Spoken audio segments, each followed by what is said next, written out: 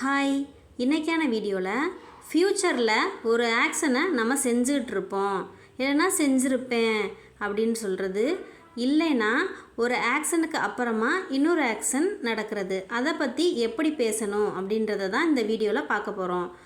கற்றுக்கொண்டிருப்போம், எழுதியிருப்போம், எழுதியிருப்பேன், செய்திருப்பேன், சாப்பிட்ருப்பேன், சாப்பிட்ருப்போம், அந்த மாதிரி. சரியா? ஃபஸ்ட்டு பாருங்கள், நாம் எல்லா பாடங்களையும் கற்றுக்கொண்டிருப்போம். நாளைக்கு மறுநாள் எக்ஸாம், நாளைக்கு நேரம் நம்ம என்ன பண்ணிகிட்ருப்போம், எல்லா பாடங்களையும் படிச்சுட்ருப்போம் அப்படின்னு சொல்ல போகிறோம். நாளைக்கு நம்ம எல்லா பாடங்களையும் படிச்சுட்ருப்போம்.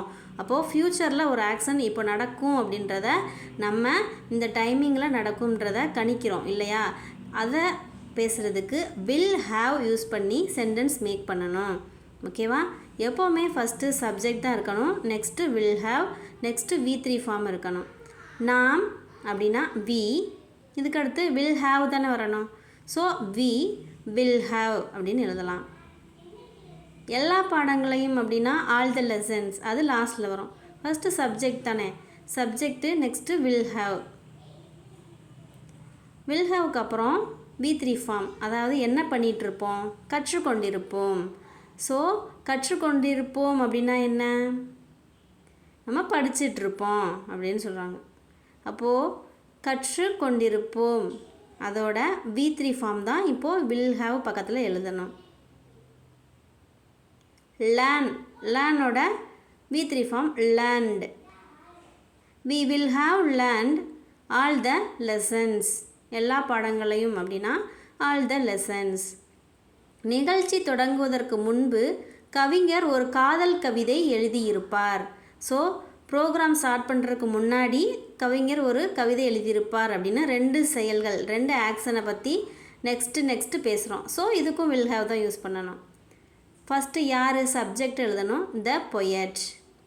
என்ன பண்ணியிருப்பார் அப்படின்றத நெக்ஸ்ட் எழுத போகிறோம். அதுக்கு முன்னாடி வில் ஹாவ் எழுதிக்கிறலாம். த பொயட் வில் ஹாவ் என்ன பண்ணியிருப்பார், ஒரு காதல் கவிதை எழுதியிருப்பார் அப்படின்ட்டுருக்கு. ஸோ என்ன செய்தார் என்ற இடத்துல எழுதியிருப்பார் அப்படின்ட்டுருக்கு. எழுதுறது அப்படின்னா ரைட்டு, ரைட்டோட V3 form written. So the poet will have written. சரியா? எதை எழுதியிருப்பார், ஒரு காதல் கவிதை, ஒரு காதல் கவிதை அப்படின்ட்டுருக்கு.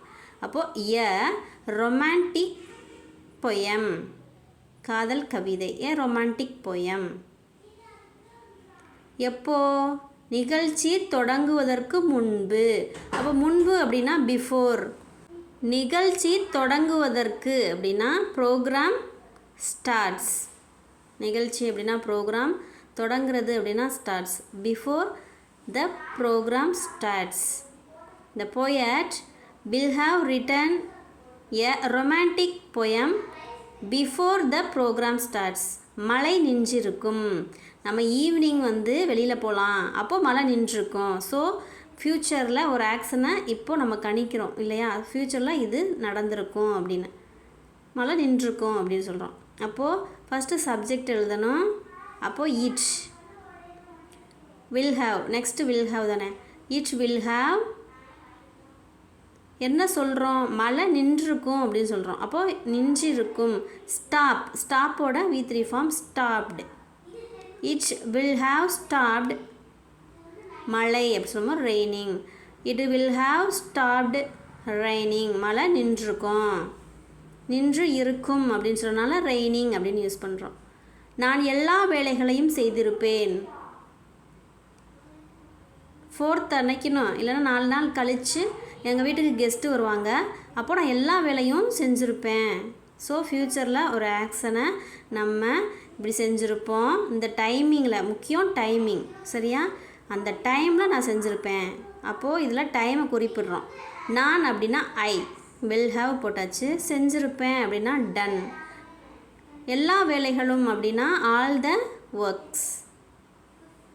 ஃப்யூச்சரில் நான் இப்போ நாளைக்கோ நாளை கழிச்சோ அப்படின்னு டைமை மென்ஷன் பண்ணி சொல்லும்போது வில் ஹாவ் யூஸ் பண்ணணும்.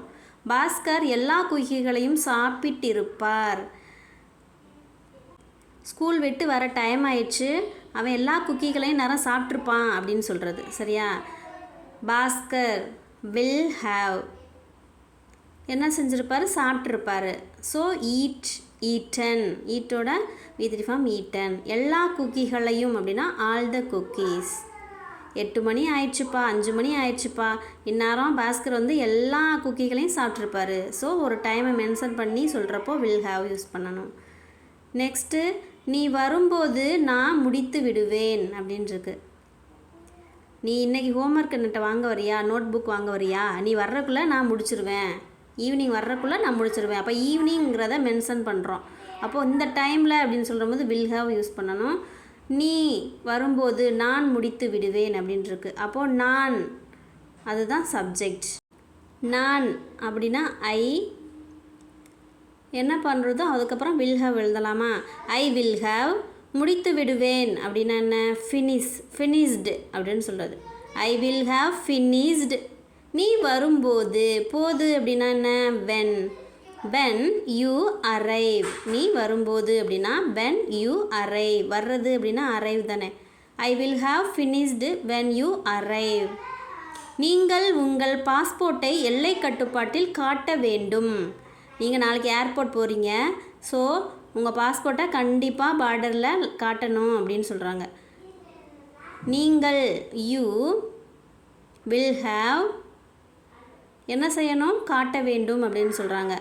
காட்ட வேண்டும் அப்படின்னு சொல்கிறனால டு ஷோ. காட்டுறது அப்படின்னா என்ன, ஷோ தானே. இப்போ டு ஷோ தான் யூஸ் பண்ணணும். காட்டியிருப்போம் அப்படின்னு சொல்லியிருந்தா தான் V3 ஃபார்ம் எழுதணும். காட்டியிருப்போம் அப்படின்னா செஞ்சுருப்போம் அப்படின்னு அர்த்தம். அப்போ சோடு அப்படின்னு போடலாம். இங்கே காட்ட வேண்டும் அப்படின்னு சொல்கிறனால டு ஷோ போடுறோம். எதை, யுவர் பாஸ்போர்ட். எங்கே, எல்லை கட்டுப்பாட்டில். அட் த பார்டர், கட்டுப்பாட்டில், பார்டர் கண்ட்ரோல். அதற்குள் அவள் ரயிலை தவற விட்டிருப்பாள். இவ்வளோ லேட்டாக கிளம்புறா, ஈவினிங் போகிறக்குள்ளே அந்த ரயில் போயிடும், அதற்குள்ளே ரயில் போயிடும் அப்படின்னு சொல்கிறாங்க. அப்போ அதற்குள் அப்படின்னா பை தென், அதை லாஸ்ட்டில் எழுதிக்கலாம். ஃபஸ்ட்டு சப்ஜெக்ட் சி என்ன பண்ணியிருப்பாள், தவற விட்டிருப்பாள். ஸோ சிக்கு அப்புறம் வில் ஹாவ் எழுதிட்டு தவற விட்டிருப்பாள் அப்படின்னா மிஸ்டு. எதை தவற விட்டிருப்பாள், ரயிலை. அப்போது she will have missed the train. அதற்குள் அப்படின்னா பை தென். அதற்குள் அப்படின்னா by then. She will have miss the train by then. அடுத்த வாரத்திற்குள் நாம் நிறைய பணம் சம்பாதித்து விடுவோம். நெக்ஸ்ட் வீக்குக்குள்ளே நாங்கள் நிறைய பணம் சம்பாதிச்சிருவோம். அப்போது நெக்ஸ்ட் வீக்குன்றதை மென்ஷன் பண்ணுறோமா ஃப்யூச்சரில். பை நெக்ஸ்ட் வீக், அடுத்த வாரத்திற்குள் அப்படின்னா பை நெக்ஸ்ட் வீக். நாம் அப்படின்னா வி வில் ஹாவ். சம்பாதித்து விடுவோம் அப்படின்னு சொல்கிறாங்க. சம்பாதிக்கிறது அப்படின்னா ஆன், அப்போ ஏர்ன்ட். நிறைய பணம் அப்படின்னு சொன்னால் லாட்ஸ் ஆஃப் மணி. யார் என்ன பண்ணுறாங்க, எதை, என்ன, எங்கே, எப்போதுன்னு கேட்போம்ல. So she will have earned lots of money. நிறைய பணம் சம்பாதித்து விடுவோம் அப்படின்னு சொல்கிறாங்க. By the next week, by next week we will have earned lots of money. நிறைய பணம் சம்பாதிச்சிருவோம் அடுத்த வாரத்துக்குள்ளே. இன்றைக்கான லெசனில் இருந்து உங்களுக்கான ஹோம்ஒர்க், அதற்குள் பசங்க டென்னிஸ் விளையாடி இருப்பார்கள். நீ போகிறக்குள்ளே, நாளைக்கு போகிறக்குள்ளே அவங்க விளையாடி இருப்பாங்க. இந்த மாதிரி டைம் மென்ஷன் பண்ணுறது தான். அந்த டைமிங்கை நம்ம சொல்லலாட்டாலும் அந்த சுச்சுவேஷனை பொறுத்து நம்ம யூஸ் பண்ணுறது தான். என் சகோதரி நாளைக்குள் ஒரு ஓவியம் வரைந்திருப்பாள். சரியா, நாளைக்குள். அப்போ நாளைக்குன்ற ஒரு டேவை மென்ஷன் பண்ணுறோம். இன்றைக்குள்ளே இது நடந்திருக்கும் அப்படின்றத ஃப்யூச்சரில். இதற்கான விடையை நீங்கள் கமெண்ட் பண்ணுங்கள். புதுசாக ஒரு ஸ்டோரிக்குன்னு ஒரு யூடியூப் சேனல் ஸ்டார்ட் பண்ணியிருக்கோம். அதற்கான லிங்கை டிஸ்கிரிப்ஷனில் கொடுக்குறேன். போய் பிகினர்ஸாக இருந்தால் லேர்ன் பண்ணிக்கிறங்க, லிசன் பண்ணுங்கள். இந்த வீடியோ பிடிச்சிருந்தால் மறக்காமல் லைக் பண்ணிவிட்டு பாருங்கள். தேங்க்யூ.